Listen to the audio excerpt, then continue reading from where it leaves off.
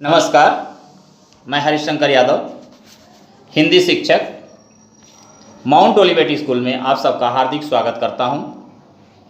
मैं आज इस वीडियो में लेकर आया हूं कक्षा 9वीं की पुस्तक क्षितिज के काव्य खंड का तीसरा भाग, पाठ 11, जिसका शीर्षक है सवैया।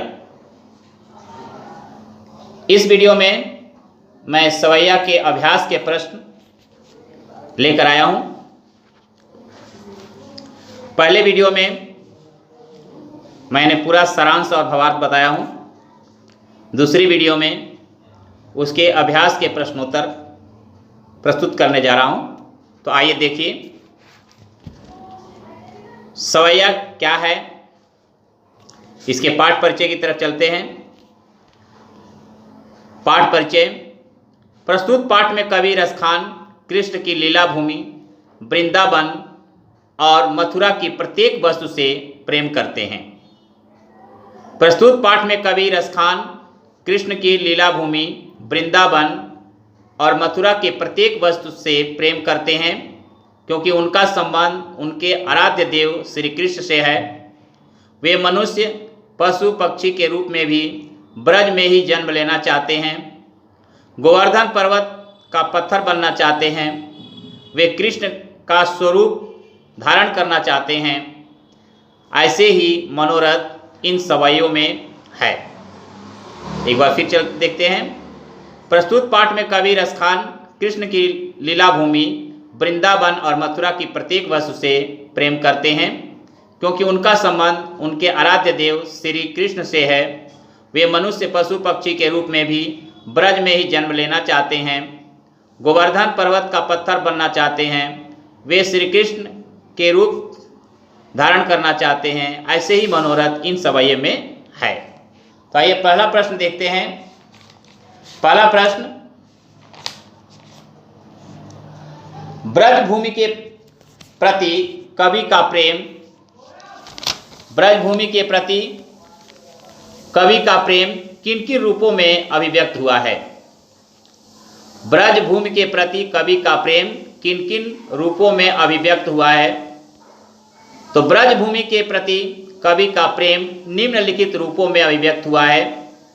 पहला, कवि की इच्छा है कि यदि वह मनुष्य का जीवन पाए तो गोकुल का निवासी हो। यदि पशु बने तो नंद की गायों के बीच चरें। यदि पत्थर बने तो कृष्ण द्वारा उठाए गोवर्धन पर्वत का हो। चौथा, यदि पक्षी बने तो उस यमुना नदी के किनारे कदम के पेड़ पर बसेरा करें, जहां पर भगवान कृष्ण बैठकर बांसुरी बजाया करते थे। सो प्रश्न 2। हेलो, हाँ ऊपर जाइए। हाँ, प्रश्न 2, कवि का ब्रज के वन, बाग और तालाब को निहारने के पीछे क्या कारण है? कवि का ब्रज के वन, बाग और तालाब को निहारने के पीछे क्या कारण है? उत्तर, कवि ब्रज के वन, बाग तथा तालाब को इसलिए निहारना चाहते हैं। कवि ब्रज के वन, बाग तथा तालाब को इसलिए निहारना चाहते हैं क्योंकि इसके साथ कृष्ण की यादें जुड़ी हुई है। कवि कृष्ण इन्हीं में विहार किया करते थे, इसलिए कवि उन्हें देखकर धन्य हो जाते हैं। प्रश्न नंबर 3, एक लकुटी और एक कमरिया पर कवि सब कुछ न्यौछावर करने को क्यों तैयार हैं? एक लकुटी और कमरिया पर कवि सब कुछ न्यौछावर करने को क्यों तैयार हैं? उत्तर, श्री कृष्ण कवि रसखान के आराध्य देव हैं। उनके द्वारा डाले गए कंबल और पकड़ी हुई लाठी उनके लिए बहुत मूल्यवान है। श्री कृष्ण लाठी व कंबल डाले हुए ग्वाले के रूप में सुशोभित हो रहे हैं। भगवान के द्वारा धारण की गई वस्तुओं का मूल्य भक्त के लिए परम सुखकारी होता है, इसलिए कवि अपना सब कुछ न्यौछावर करने के लिए तैयार हैं। फिर से देखते हैं। श्री कृष्ण कवि रसखान के आराध्य देव हैं। उनके द्वारा डाले गए कंबल और पकड़ी हुई लाठी उनके लिए बहुमूल्यवान है। श्री कृष्ण लाठी व कंबल डाले हुए ग्वाले के रूप में सुशोभित हो रहे हैं।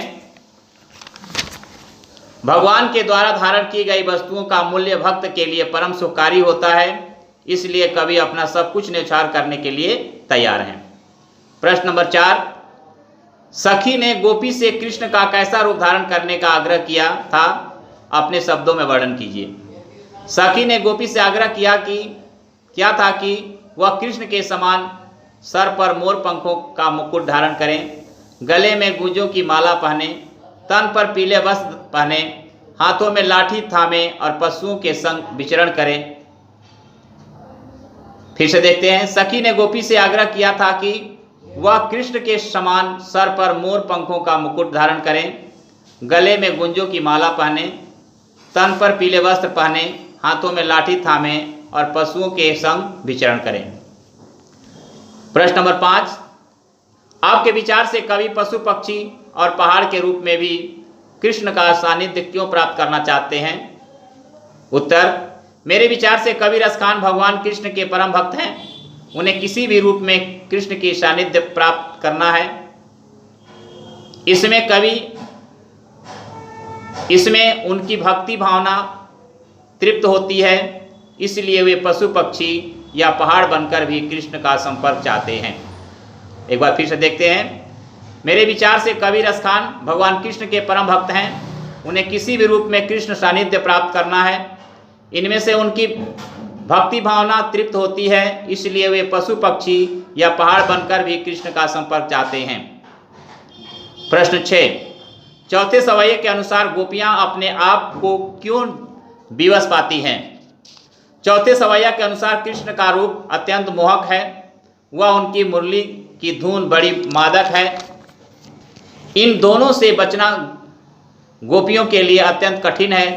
गोपियां कृष्ण की सुंदरता तथा तान पर आसक्त हैं, इसलिए वे कृष्ण के समक्ष विवश हो जाती है।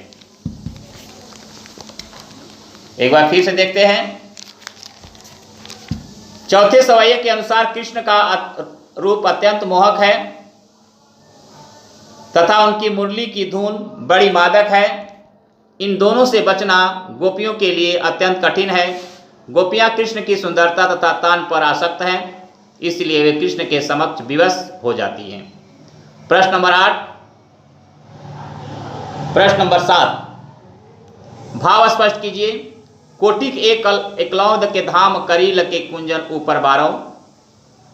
प्रस्तुत पंक्ति का भाव यह है कि रसखान की ब्रज की कांटेदार झाड़ियों व कुंज पर सोने के महलों का सुख न्यौछावर कर देना चाहते हैं, अर्थात जो सुख ब्रज की प्राकृतिक सौंदर्य को निहारने में है, वह सुख सांसारिक वस्तुओं को निहारने में दूर दूर तक नहीं है। फिर से देखते हैं, प्रस्तुत पंक्ति का भाव यह है कि रसखान जी ब्रज की कांटेदार झाड़ियों व कुंजन पर सोने के महलों का सुख न्यौछावर कर देना चाहते हैं, अर्थात जो सुख ब्रज की प्राकृतिक सौंदर्य को निहारने में है, वह सुख सांसारिक वस्तुओं की निहारने में दूर दूर तक नहीं है। अब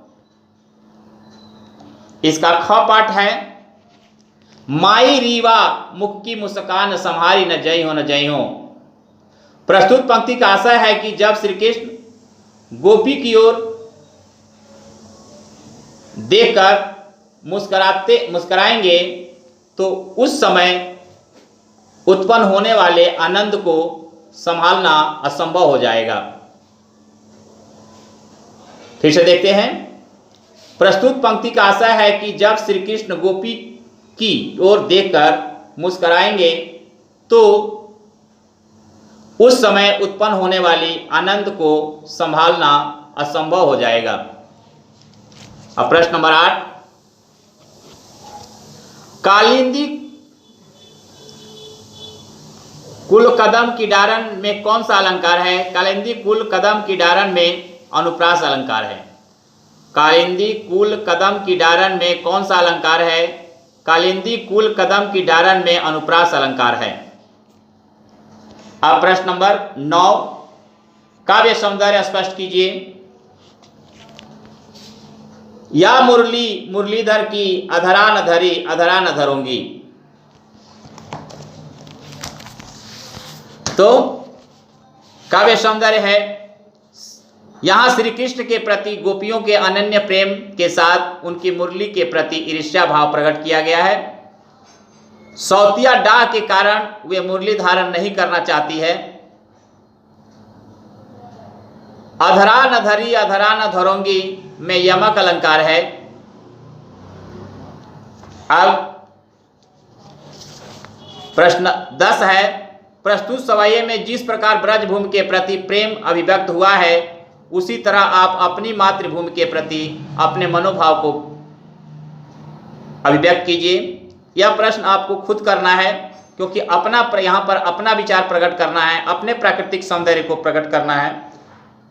उदाहरण के लिए मैं बता देता हूँ, मेरा जन्म उदयपुर के पास एक छोटे से गांव में हुआ। अच्छे शिल्पकारों की बस्ती होने के कारण हमारे गांव को आज शिल्प ग्राम के नाम से जाना जाता है। उदयपुर की बड़ी झील हमारे गांव के पास है। मुझे उसकी रह रह कर याद आती है। वह बरसात में लबालब भर जाता है और गर्मियों में भी नहीं सूखती। पास ही एक सुंदर बाग है और महाराणा प्रताप का पहला महल। एक और पहाड़ी पर देवी का मंदिर है जहां हम लोग खेल खेल में चले जाते थे। इस प्रकार की इस प्रश्न का उत्तर आप अपने शब्दों में देंगे। इस प्रकार सवैये का अभ्यास के प्रश्न कंप्लीट होता है। अब फिर मिलेंगे अगले वीडियो में। तब तक के लिए नमस्कार, जय हिंद, जय भारत।